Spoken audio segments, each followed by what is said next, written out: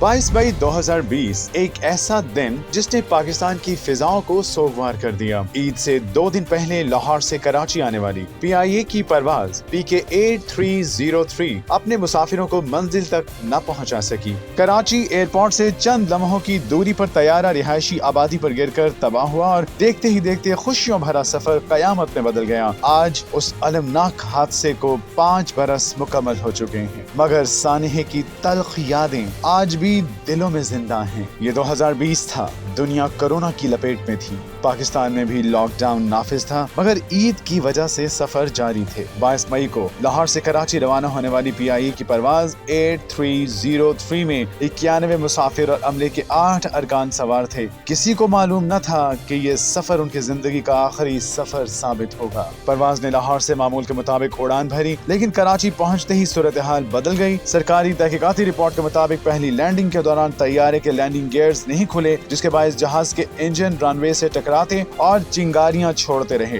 खतरनाक सूरत हाल के बावजूद पायलट ने दोबारा टेक ऑफ की कोशिश की, मगर चंद ही लम्हों बाद एयरबस A320 बेकाबू हो गई। तकरीबन 80 टन वजनी तैयारा कराची के जना गार्डन के रिहायशी इलाके में गिरकर तबाह हुआ। धमाके की आवाज दूर दूर तक सुनी गई। हर तरफ आग, हर तरफ धुआं और हर तरफ चीखों पुकार थी। इस दिल खराश हादसे में 97 अफराद जाँ बहक हुए, जबकि सिर्फ 2 मुसाफिर मौजूदाना तौर पर जिंदा बच सके। हादसे के चशमदीद गवाह मोहम्मद असगर आज भी इस पस मंजर को नहीं भूल सके।